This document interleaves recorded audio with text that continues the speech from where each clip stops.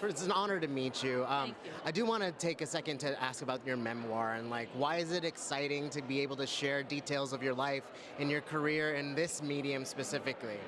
Well, in LA, I used to do the news in LA, and I went to Seattle where the Asian Hall of Fame was based at the time.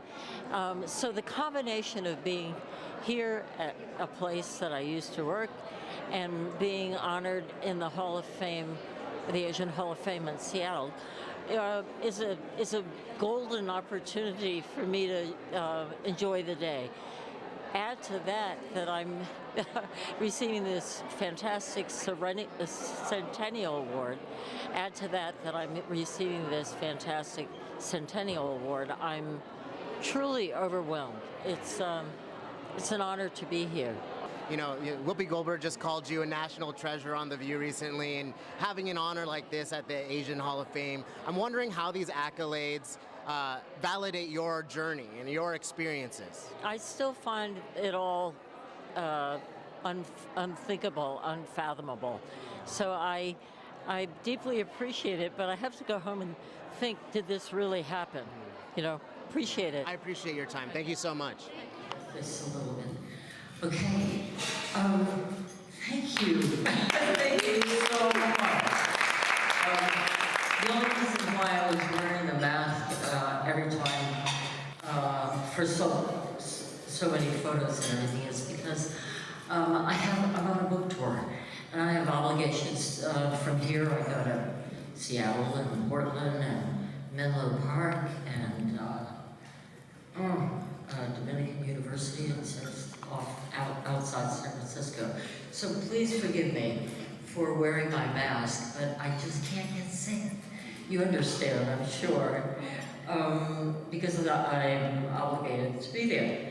I want to thank you so very much. You know what? I can hear I'm kind of popping. It's popping. Sorry. Is that better? I think I can hear the tone. Can you hear me? Is that good? Okay. This is going doom. Okay. Sorry, I can't get started. Thank you so much.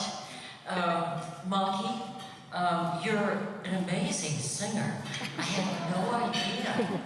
She records. But let me tell you something else. She said, I emailed her back. She is so on top of everything. She was emailing me and keeping on top of everything. And she runs this huge organization. Kudos to you, Mommy.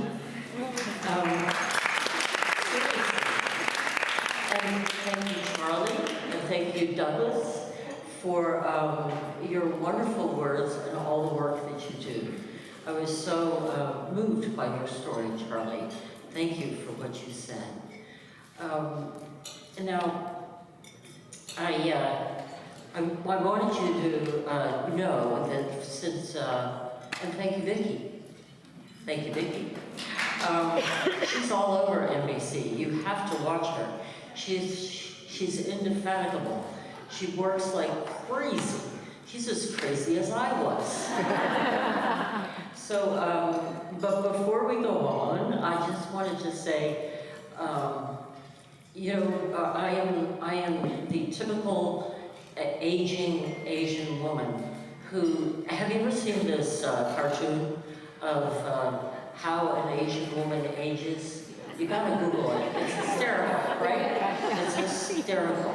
Because we start off in our 20s and we're like, and then in our 30s and then in our 40s we're like, and then in our 50s, menopause hits. And we start shrinking and shrinking. And our faces go like, we have these big brown moon faces. And then we shrink so much that we're like this. And that's what's happened to me. I have shrunk 3 inches, and I can't walk anymore because I wore 4-inch heels because I wanted to be eye to eye with the men. So now I've ruined my feet, I have to wear sneakers, and I'm even shorter. I come up to Maury's navel, seriously. And I come to women that, the two women behind me, one of them is Richard Louis' sister, right? Are you here? Yes. No, where is she? Where's Richard Louis' sister? There you go. So, how did Richard end up so short and you ended up so tall? Oh, you have high heels. So I go up titty high to women now, and it's awful. But thank you so much for coming. I want you to know that I'm incredibly grateful to be here. My parents were born in the early 1900s. My father was born in 1909. My mother was born in 1911. And they grew up in old China, pre-communist China. My mother's, they were such traditional people that my mother's feet were bound. Their marriage was arranged. She was only 12 and he was 14. And then they were married, they were engaged at 12 and 14. And then they were married at 17 and 19. They had never seen each other before until the day they got married. And as you well know, women, after they're married, have to go live with their husbands' families under their roof, the roof that they were brought up under. And so my mother had to leave her beloved parents and brother and sister and had to go live with strangers for the rest of her life. Neither of them were really happy about this arrangement, but they stuck together until the day they died. It was a tradition that kept them married.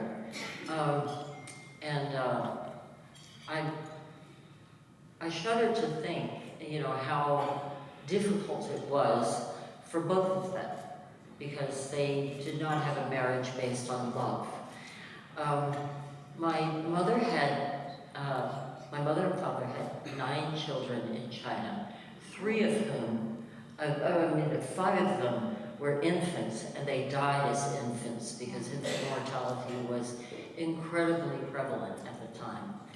Of those 5, 3 were boys, and as you well know, boys are coveted in China, and girls are not. We are considered worthless, useless, or whatever. And the grandparents were not happy. My parents were not happy about it, but they never talked about it. When they came to the United States in 1945, I was the 10th and the last one born, the only one born in the United States. I was born in 1946. I'll do the math for you so you don't have to figure it out. It was 78. It's amazing. We're all American. The only place you can get applause for being old. When I was born, my parents got another girl. My father enjoyed writing letters to all of my sisters and me. I have four older sisters, and he would write letters to us to sort of memorialize his history and thoughts that he had. He'd put them down on paper. One of the letters I came across, he said, maybe you could carry on the name Chung. And I really took that as a mission, that I would be the son that my parents never had. And I would try and take the name Chung and pass it along in some way or another. And I think I took his mission seriously. And that was one of the reasons why I decided to write the book. Because he had written part of his memoir, just a few pages, telling of the harrowing tale that they had to get out of China. And he was quite clever. My mother was incredibly strong and did not get any credit. the way many women do not. I'm looking around the room and I see all these beautiful women. You know, women, Asian women in particular, age well, and you look fabulous. And the men, you're fine too. It's okay. I mean, you know, there's nothing wrong with being a man. I'm married to one. You know, Maureen, they say, the audience does. So anyway, what was so significant was this mission that he gave me. And I think I took it seriously because I took filial piety seriously. And I was a very, very good daughter. My 4 older sisters wanted to be more American because they were born in China. And because I was born in the United States, I wanted to be more Chinese. So I was always the dutiful one. Eventually I became, when I was only in my 20s, I became the breadwinner in our family because my father had retired. So I supported them for the rest of their lives. Very much like Barbara Walters, who was the breadwinner of her family. And I think we both felt the same way. We needed a job because we needed a paycheck because we were supporting our parents. So in many ways, I really did become the son that my parents never had. Then along comes Connie Wong, and she, it was just before COVID. Even though you may believe that I had this illustrious career, I can tell you what you already know is that we wear our race on our face. And it doesn't matter where we've been and what we've done. Everyone knows that I'm Asian, and you're Asian.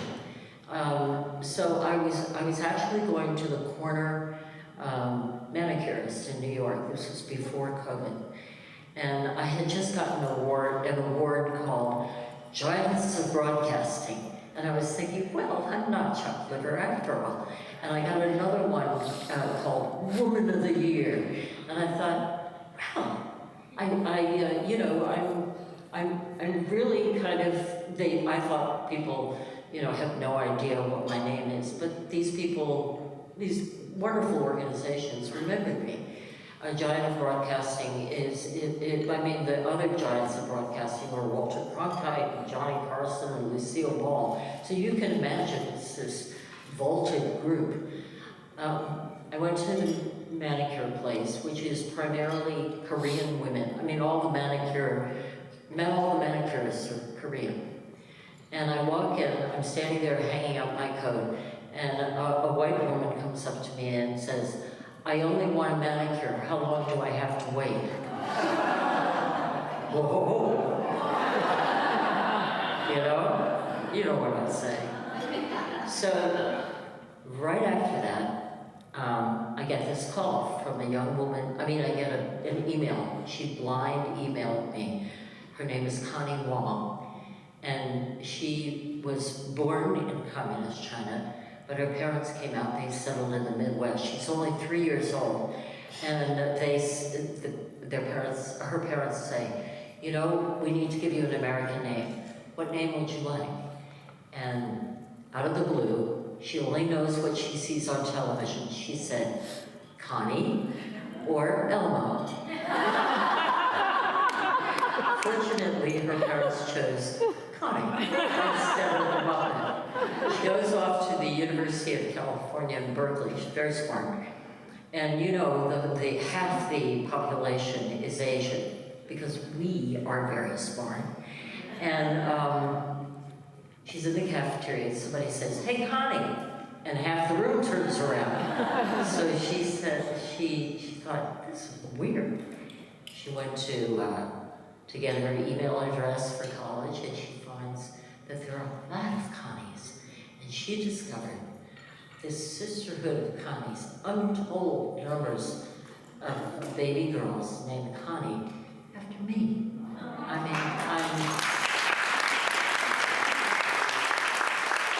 I'm truly beside myself. And I met many of the Connies.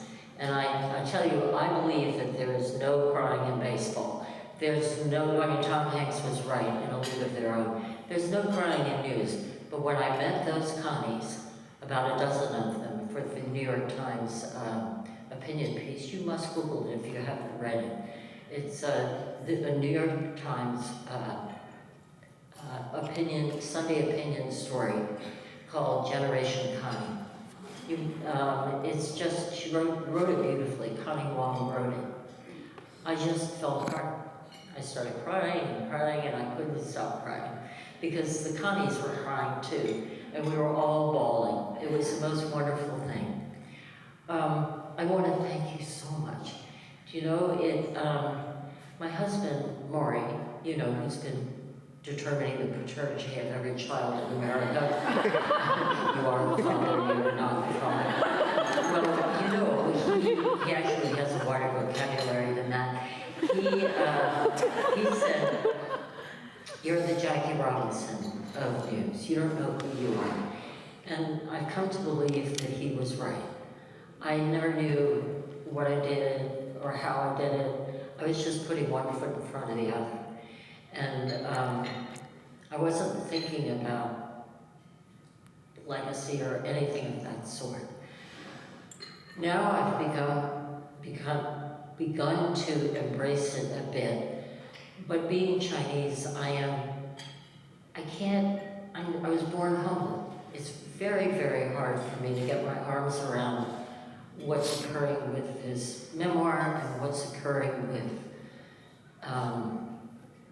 the Connies and everything else, and everything you said, Charlie. I just, you know, I'm flummoxed. It's hard for me to embrace it. I've never been able to declare success, but I'm beginning to think maybe